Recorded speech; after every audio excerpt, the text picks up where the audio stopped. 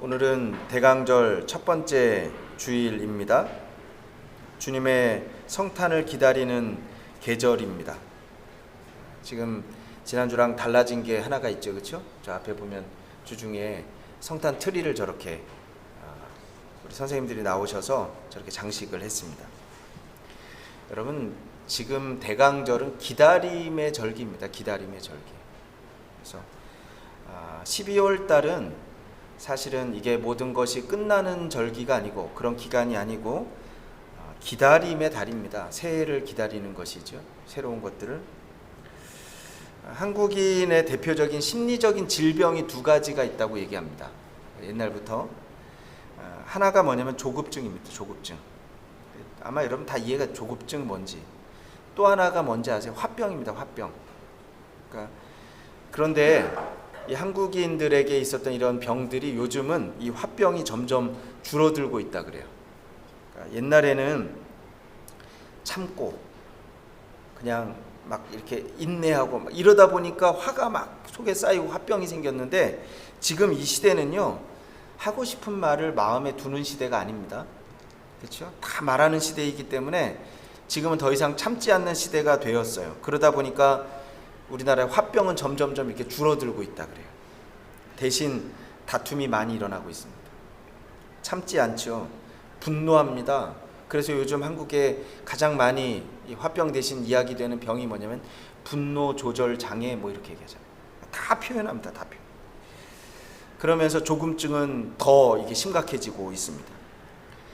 외국에서 볼 때 이 코로나 시국에 우리나라를 보면서 외국 사람들이 가장 놀라는 것 중에 하나가 뭐냐면 우리나라 택배 서비스라고 얘기합니다. 그렇죠? 빨리빨리 하잖아요. 얼마나 빠른지 아시죠? 배달 안 되는 거 없습니다. 한국에서 보면 로켓 배송, 로켓보다 더 빠른 것 같아요. 더 빨리, 막 빨리빨리. 학원도요, 우리나라 학원의 특징을 얘기할 때 외국에는 없는 학원이 있어요. 그게 뭐냐면 속성학원들이에요. 속성학원. 속성학원이 우리나라만큼 그렇게 많은 나라가 없다, 이렇게 이야기를 합니다. 여러분, 우리 민족이 이렇게 조급증이 심해요. 조급증의 문제는 뭐냐면 기다릴 수 없습니다. 기다림이 부족합니다. 우리가 그런 시대를 지금 살아가고 있습니다. 조급한 사람들은요, 쉽게 지치고 불안하고 화가 나고 신경이 날카로워집니다. 방어적이 되고 그리고 공격적이 되는 것입니다. 여러분, 그러나 지금 우리는 기다림의 절기를 보내고 있어요. 12월은 기다림의 달입니다. 오늘부터 대강절 첫 번째 주일이에요. 이제. 그리고 대강절 두 번째 주일, 세 번째 주일, 네 번째 주일까지 지내면 그 다음에 성탄절이 오는 것입니다. 이 땅에 오신 메시아를 기다립니다. 그러니까 지금은 우리가 성탄을 기다리는 기다림의 계절입니다. 계절. 좀 잘 기다리는 사람들이 되시길 주님의 이름으로 축원합니다. 빠른 거 좋지요. 그러나 기다림도 필요하잖아요. 특별히 오늘 말씀을 보면 주님의 오심을 기다렸던 두 사람이 등장을 합니다.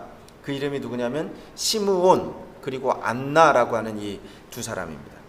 성탄절이 가까워오면 성경 이야기가 항상 등장하는 사람들이 몇몇 명이 있어요. 대표적인 사람들 보면 동방박사들이 있죠. 헤로당도 나옵니다. 천사들과 밤의 들판에서 만났던 양치던 목자들 이야기도 우리는 잘 알고 있습니다. 사가랴, 그의 아내 엘리사벳, 그렇죠? 세례 요한의 엄마 아빠입니다. 그리고 항상 등장하는 사람 중에 빠지지 않는 사람이 바로 오늘 본문에 보면 시므온과 안나라고 하는 선지자들입니다. 오랫동안 메시아의 오심을 기다렸던 사람들입니다. 당시 유대 나라는 사실은 모든 사람들이 메시아를 기다렸어요. 그리스도를 기다립니다. 왜냐하면 로마 식민지 시대였기 때문에 로마의 식민지에서 이스라엘을 구원할 메시아를 기다렸습니다. 그런데 모두가 그렇게 기다렸지만 정작 이 땅에 오신 예수님을 만나고 기뻐했던 사람, 오늘 본문에 두 사람밖에 없습니다. 두 사람. 시므온과 안나. 왜 이 두 사람만 특별히 메시아를 만날 수 있었을까? 역시 마찬가지입니다. 우리에게 성탄이 찾아오죠. 그러나 성탄의 진정한 기쁨을 누릴 수 있는 사람 그렇게 많지 않은 것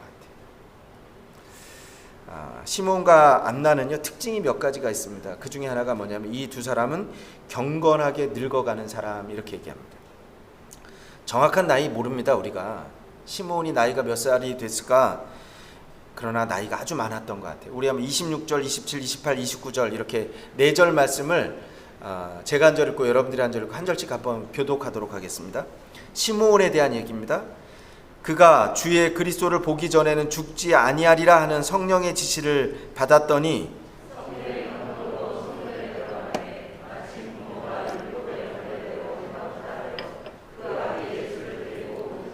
시므온이 아기를 안고 하나님을 찬송하여 이르되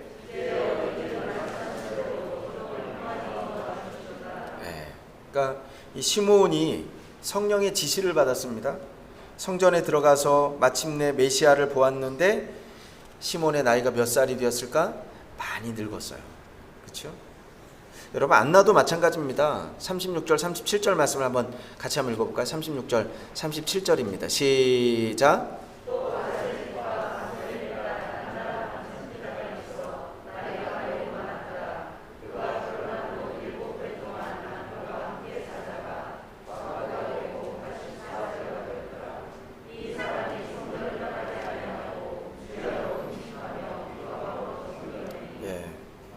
지금 안나의 나이가 몇 살이에요? 근데 사실 옛날 성경 그렇게 나와 있지 않아요. 이게 약간 논란이 있습니다. 왜 그러냐면 옛날 성경에 보면은 남편과 결혼해서 7년간을 지내고 그리고 나서 혼자서 산 날이 84년이고 그렇게 나와 있어요. 그러니까 그래서 성경학자들은 이 안나의 나이를 추측할 때 그렇게 얘기합니다. 우선적으로 7년 같이 살고 84년이 지났으면 몇 년 지났냐면 91년이에요. 91년. 그래서 91세보다 근데 이 사람이 몇 살에 결혼했는지 성경에 안 나와 있거든요. 안나의 나이가 도대체 몇 살일까? 그래서 성경학자들이 생각할 때 그 나이가 100살은 좋게 넘었다. 그렇게 얘기하는 겁니다.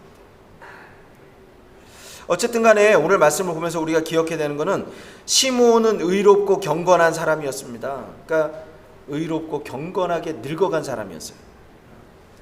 25절 말씀에 보면 예루살렘에 시므온이라고 하는 사람이 있으니 이 사람은 의롭고 경건하여 이스라엘의 위로를 기다리는 자라 성령이 그 위에 계시더라. 우리나라가 지금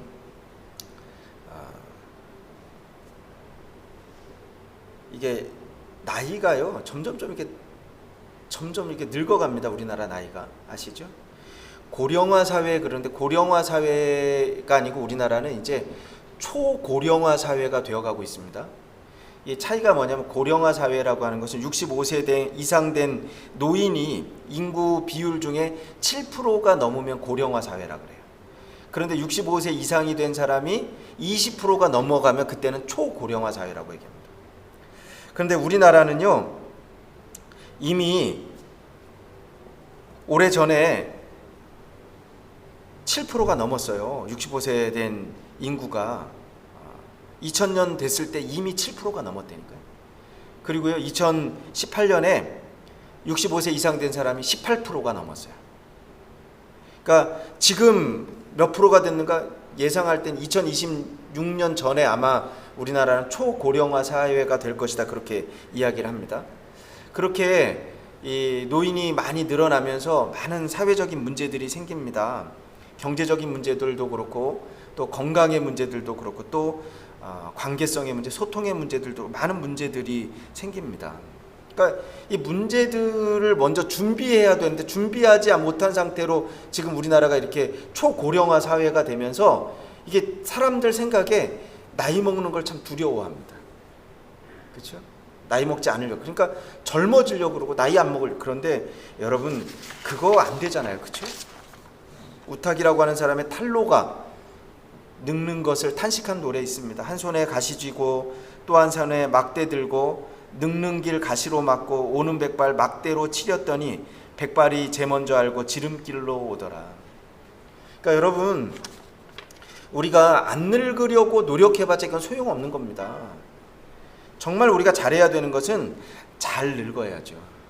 그렇죠? 어떻게 우리가 늙어야 돼요? 우리 교회도 이제는요 점점 나이가 점점 들어가고 있어요. 우리 교회도.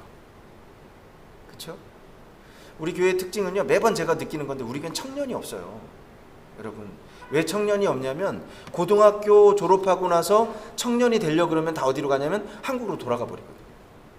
그 다음에 나오는 사람들은 결혼해가지고 아이들 데리고 나와요. 그러니까 우리 아이들 세대 다음은 엄마 아빠 세대예요. 근데 그렇게 나왔던 분들도요, 이게 우리나라 보니까, 우리 교회 보니까 점점점 나이가 들어가고 있어요. 그러니까 우리 교회는 사실 젊은 사람 없습니다. 제가 지난번에도 이여성 교회 모였을 때 얘기했어요. 젊은 사람 없다고. 다 40 넘고 50대 가지고 젊다 그러는데 아니, 젊은 사람 없어요. 여러분 잘 늙기를 바랍니다. 어떻게 해야 되는가? 여러분 경건하게, 의롭게, 그렇게 우리가 나이 먹기를 간절히 소원합니다. 안나에 대해서도 그렇게 얘기합니다. 37절 말씀에 보면 이 사람이요 성전을 떠나지 아니하고 주야로 금식하며 기도함으로 섬기더니 그랬어요. 여러분 나이가 들면 들수록 더 멋있어야 됩니다. 그러니까 나이 들어서요 사람들이 이렇게 가까이 오는 사람들이 멋있는 사람들이에요. 그러니까 젊었을 때 좀 무서웠던 사람도 나이가 들면 좀 온유한 사람, 유순한 사람, 온유한 사람이 돼야죠. 그래야 사람들이 모이지 않겠습니까? 저도 그렇게 생각해요. 저도 좀 그래야 되겠다 이런 생각해요. 좀 이렇게 사람들이 편안하게 다가오는 사람이 돼야지. 나이가 들수록 여러분 경건한 사람들이 되시길 주님의 이름으로 축원합니다. 경건이라고 하는 말은요 영어로 보면 devote라는 뜻입니다. 이 devote라는 단어는 또 다른 뜻이 있는데 바로 헌신이라는 뜻이에요. 헌신. 다시 말하면 이것은 하나님을 향해서 바쳐진 사람, 드려진 사람, 이런 사람들이 경건한 사람이란 뜻입니다. 여러분 오늘 우리가 좀 하나님 앞에 좀 시간도 좀 드리고 물질도 드리고 우리의 건강도 드리고 드려진 사람들이 되기를 간절히 소원합니다. 신명기 4장 29절 보면 이렇게 말씀합니다. 네가 거기서 내 하나님 여호와를 구하게 되리니 만일 마음을 다하고 성품을 다하여 그를 구하면 만나리라. 여러분 우리가 좀 하나님에 대한 우리가 갈구함이 있었으면 좋겠어요. 경건은 다른 거 아닙니다. 하나님 바라보는 겁니다. 그리고 하나님 주신 사명을 바라보고 살아가는 것입니다. 유대인 랍비였던 시드니 그린버그라고 하는 분이 그렇게 얘기합니다. 우리가 사람을 믿는다면 청년이다. 그러나 믿지 못한다면 노인이다. 여러분 여러분들을 한번 잘 생각해 보세요. 내가 지금 청년인가 노인인가 스스로 한번 잘 생각해 보세요. 새로운 아이디어를 찾는다면 청년이다. 그러나 옛것에 집착하고 있다면 노인이다. 우리가 성공을 꿈꿀 수 있다면 청년이다. 그러나 실패를 자학하고 있다면 노인이다. 친구를 찾는다면 청년이다. 그러나 고독 속에 숨어 있다면 노인이다. 사랑을 줄 안다면 청년이다. 그러나 받기만을 기대한다면 그는 노인이다. 행복이 자신의 노력에 달려있다고 믿고 일한다면 그는 청년이다. 그러나 남들에게 달려있는 것처럼 남들만 바라보고 있다면 노인이다. 우리가 미래를 바라보고 있다면 청년이다. 그러나 과거를 회상하고 있다면 노인이다. 여러분 외국 속담도 그런 속담이 있습니다. 당신이 부모를 욕하고 있다면 청년이다. 그러나 자식을 욕하고 있다면 노인이다. 여러분 청년입니까? 아니면 노인입니까? 우리나라 전철을 타고 그 사람이 어떤 자리 앞에 딱 서는가 보면 알 수 있다 그래요. 전철을 타고 멋진 이성 앞에 서면 이 사람은 청년입니다. 그런데 전철을 타고 있다 곧 내릴 사람이 누굴까 보고 그 사람 앞에 딱 서면 그 사람은 노인입니다. 여러분 우리는 경건한 사람이 되어야 됩니다. 경건한 사람은 하나님을 닮아가는 것입니다. 왜 시므온과 안나만 예수님을 만났습니까? 오늘 성경은 그렇게 얘기하는 거예요. 시므온과 안나는요 의롭고 경건한 사람이었다 이렇게 얘기합니다. 두 번째로 시므온과 안나는 성령의 사람이었습니다.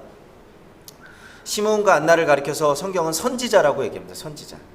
그러니까 선지자라는 말은 아무에게나 붙여지는 거 아닙니다. 조건이 있겠죠. 그게 뭐냐면 성령의 감동하심을 입은 사람을 우리는 선지자 그렇게 얘기합니다. 25절 말씀에도 보면요 그렇게 얘기합니다. 성령이 그 위에 계시더라. 26절도요 성령의 지시를 받아 그렇죠? 성령의 교통하신 지시를 받고 살았습니다. 27절에도 보면요 성령의 감동으로 성전에 들어가매. 여러분 어떻게 성령의 사람이 될까? 성령이 우리 안에 거하셔야 돼요. 그렇죠? 성경에 보면은요 세 가지 성령을 향한 죄가 있다고 얘기합니다. 첫 번째 성령을 근심하게 하는 죄, 성령을 탄식하게 하는 죄, 그리고 성령을 소멸하는 죄가 있습니다. 여러분, 하나님의 백성이 죄를 범하면요, 성령이 근심하고 탄식하십니다. 그리고 결국은 소멸하고 떠나가십니다. 여러분, 불순종하고 그렇게 죄 짓고 살아가면 더 이상 성령의 인도를 받을 수가 없습니다. 그러니까 우리가 죄로부터 좀 깨끗하길 간절히 소원합니다. 여러분, 우리는 그릇이에요. 성령이 내 안에 계시는 것과 우리 성전이라고 얘기하죠. 성령이 어떤 사람 안에 거하시는가? 큰 집에 가면은요, 그릇들이 많잖아요. 큰 그릇도 있고 적은 그릇도 있고요, 금 그릇도 있고 은 그릇도 있고 나무 그릇도 있고 질 그릇도 있고요. 그런데요, 그 중에 다 쓸 수 있어요. 그런데 쓸 수 없는 그릇이 딱 하나가 있습니다. 그게 뭐냐면 더러운 그릇입니다. 여러분, 더러운 그릇은 아무 쓸모가 없어요. 오늘 우리가 성령의 사람이 되기 위해서는요, 깨끗한 사람이 되어야 됩니다. 한 해 마무리 가장 중요한 것, 대강절, 이 기다림의 계절에 가장 중요한 것이 있다면 그건 무엇이냐면 바로 회개입니다. 회개. 그러니까 이 대강절 이제 첫 번째 주 시작합니다. 지난 1년을 돌아보면서 회개의 시간이 되기를 소원합니다. 그래서 성령의 감동을 받고 성령의 인도하심을 받는, 성령의 지시를 받는 그런 저와 여러분이 되시길 주님의 이름으로 축원합니다. 세 번째로 시므온과 안나의 공통점이 있습니다. 세 번째 공통점은 이 사람은 둘 다 성전을 사랑했던 사람들. 이게 공통점이에요. 여러분, 성전 중심의 삶을 살았습니다. 27절 말씀에 보면 성전에 들어갔다. 36절, 37절도 보면 성전을 떠나지 아니하고 주야로 금식하고 기도했다. 그렇게 얘기합니다. 여러분, 성전을 사랑했어요. 여러분, 이거 건물을 사랑했다는 얘기 아닙니다. 성전을 사랑했다는 것은 그 안에 계신 하나님을 사랑했다, 이런 말이에요. 하나님이 계신 곳이 성전입니다. 하나님이 일하시는 곳이 성전입니다. 그곳에 엎드려서 기도하면서 하나님의 일에 참여하고 동력하고 동참했던 사람들이 바로 시므온과 안나입니다. 여러분, 그래서 가장 중요한 자리가 어디냐면 바로 기도의 자리입니다. 기도의 자리. 이들은 기도를 통해서 놀라운 일을 합니다. 오늘 본문에도 보면은요, 예수님을 만나고 예수님을 축복했던 사람이 성경에 누가 있어요? 그렇죠? 근데 오늘 이 선지자들이 그러잖아요. 메시아를 만나고 그를 알아보고 그를 축복하잖아요. 여러분, 마지막 달입니다. 이제 다음 주부터 마지막. 기도하시길 바랍니다. 기도로 준비하시기를 바랍니다. 우리 교회에도요, 시므온과 같은 분이 좀 있었으면 좋겠고 안나와 같은 분이 필요합니다. 여러분, 브리스가와 아굴라와 같은 분이 필요합니다. 하나님의 일은 말로만 하는 거 아닙니다. 오히려 말하는 사람들은 방해가 됩니다. 방해가. 많이 말하는 사람 치고, 많은 목사님들이 그런 얘기를 해요. 많이 말하는 사람, 말 많은 사람들 치고 기도하는 사람을 본 적이 없다. 그렇게. 기도는 하나님이 일하시는 방법입니다. 오늘 우리가 시므온과 안나처럼 그렇게 귀하게 쓰임받는 저와 여러분이 되시길 주님의 이름으로 축원합니다. 이 대강절이 그렇게 준비되길 주님의 이름으로 축원합니다. 다 같이 한번 기도하겠습니다.